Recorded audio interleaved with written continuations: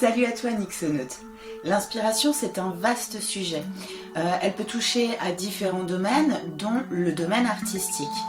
Ce dont je vais te parler, c'est l'inspiration qui va pouvoir servir à ce qui est monde de l'imaginaire, que ce soit la littérature de l'imaginaire, ou que ce soit pour un scénario de jeu vidéo, de jeu de rôle, de film ou d'anime, ce que tu veux.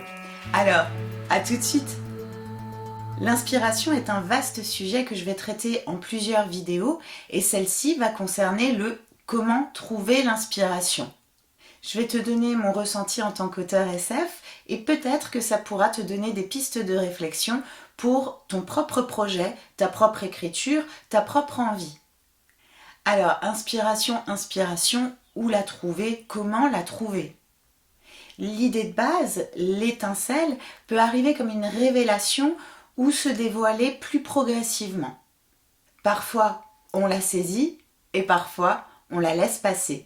C'est un peu le point de départ, celui qui suit le « j'ai envie de ». Donc par exemple, j'ai envie d'écrire un livre SF sur une aventure spatiale. Ou encore, j'ai envie de créer un jeu de rôle sur une intrigue politique dans un univers médiéval fantastique.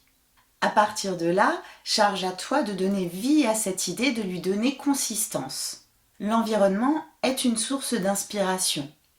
Tu peux être inspiré par différentes choses, une personne, un événement, un lieu, une histoire, un film, un livre. Pour ça, il peut être intéressant de t'ouvrir, de montrer de la curiosité. Tu peux imaginer que tu réagis comme un petit enfant qui demande pourquoi à toutes les réponses qu'on lui fournit.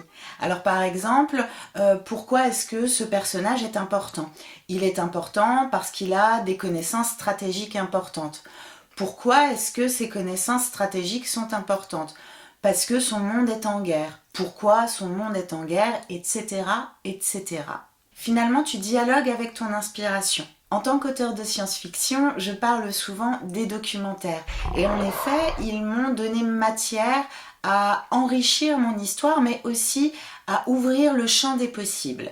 Donc la petite astuce, c'est de toujours avoir sur toi un moyen de capturer une idée qui passerait. Donc ça peut être un cahier, un stylo, ça peut être le dictaphone, ça peut être l'enregistreur de ton téléphone ou encore le système de notes. On pense parfois qu'on retient tout, mais personnellement, je suis parfois surprise de voir certains détails que j'avais oubliés quand je reprends justement mes notes. Ensuite, il s'agit d'écouter ton inspiration. Dans un premier temps, je t'encourage à accueillir tes idées sans jugement. Il y en a qui vont peut-être te sembler farfelues ou même inexploitables, mais qui pourraient être intéressantes à développer par la suite. Ou même t'ouvrir à d'autres possibilités. Tu pourras ensuite reprendre ces idées point par point et utiliser les fiches d'auteur dont je te parle dans ma vidéo « Comment créer un univers imaginaire ». Les idées peuvent parfois fuser dans tous les sens, partir dans toutes les directions et je t'expliquerai dans une prochaine vidéo comment structurer ton inspiration. Accueillir l'inspiration, c'est aussi s'ouvrir aux émotions. Les émotions vont changer les actes qui en découlent. Mais ça va aussi jouer sur d'autres points, comme par exemple le décor. Il y a des environnements qui vont apporter une sensation de calme ou au contraire paraître chaotiques. Les émotions qui vont être véhiculées par ces descriptions-là ne seront pas les mêmes, n'apporteront pas le même sens, la même nuance. Et si tu cherches l'inspiration pour un personnage, eh bien tu peux t'inspirer de personnages réels ou fictifs et observer comment ils agissent. Par exemple, si tu veux créer un commandant de navire spatial, tu peux t'inspirer de certaines figures importantes de l'histoire de la marine. Et les blocages. Alors, en cas de blocage, ce que je te conseille, c'est de souffler, de respirer un coup, de t'aérer l'esprit, de faire autre chose, peut-être même l'espace de quelques minutes.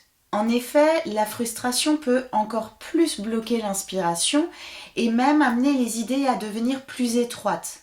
Faire autre chose, ça pourra peut-être aussi t'amener à retrouver cette étincelle, à remettre la mécanique en marche, bien que quelquefois, on pense que l'inspiration, voilà, elle est là et ça y est, je sais que je suis inspirée, je suis en train d'écrire, je suis en train de faire ce que j'ai à faire.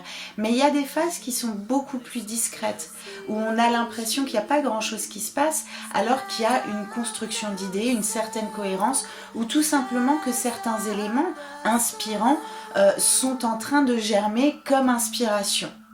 Donc l'essentiel ici, ça va être de ne pas lutter contre toi-même, ça va être d'être ton propre ami et d'être à l'écoute de cette inspiration, mais aussi de savoir aller vers elle en allant vers certains éléments de ton environnement quand tu en as besoin.